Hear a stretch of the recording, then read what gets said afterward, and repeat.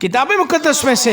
यर्मिया की किताब के 43वें बाब की तिलावत। और यूं हुआ कि जब यर्मिया सब लोगों से वो सब बातें जो खुदावंद उनके खुदा ने उसकी मार्फत फरमाई थी, यानी ये सब बातें कह चुका, तो अज़रिया बिन होसिया और योहनान बिन करीह और सब मगरूर लोगों ने यर्मिया से यूं कहा कि तू झूठ बोलता है। खुदावंद हमारे खुदा ने तुझे ये कहने को नहीं भेजा कि मिस्र में बसने को न जाओ, बल्कि बारूक बिन नेरिया तुझे उभारता है कि तू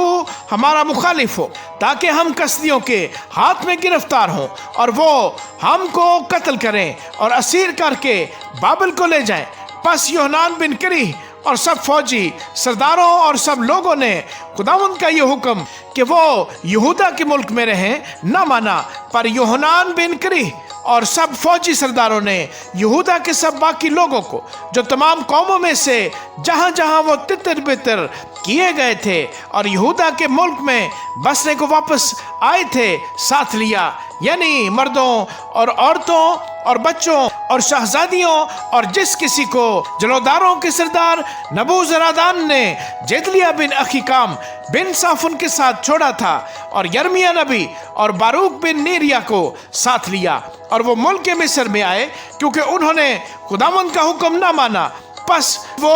तहफ़्फ़ुनहीस में पहुंचे। तब खुदावंद का कलाम तहफ़्फ़ुनहीस में यर्मिया पर नाज़िल हुआ कि बड़े पत्थर अपने हाथ में ले और उनको फिरौन के महल के मुदखल पर जो तहफ़्फ़ुनहीस में है बनी यहूदा की आंखों के सामने चूने से फर्श में लगा, और उनसे कह कि रब्बुल अफ़वाज इसराइल का खुदा यूं फरमाता है कि देखो, मैं अपने खिदमत गुजार शाह बाबल नबूकदनेस्सर को बुलाऊंगा और इन पत्थरों पर जिनको मैंने लगाया है उसका तख्त रखूंगा, और वो इन पर अपना कालीन बिछाएगा, और वो आकर मुल्क मिस्र को शिकस्त देगा, और जो मौत के लिए हैं मौत के, और जो असीरी के लिए हैं असीरी के, और जो तलवार के लिए हैं तलवार के हवाले करेगा। और मैं मिस्र के बुतखानों में आग भड़काऊंगा और वो उनको जलाएगा और असीर करके ले जाएगा, और जैसे चरवाहा अपना कपड़ा लपेटता है वैसे ही वो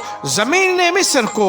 लपेटेगा और वहाँ से सलामत चला जाएगा, और वो बैत शम्स के सतूनों को जो मुल्क मिस्र में हैं तोड़ेगा और मिस्रियों के बुतखानों को आग से जला देगा।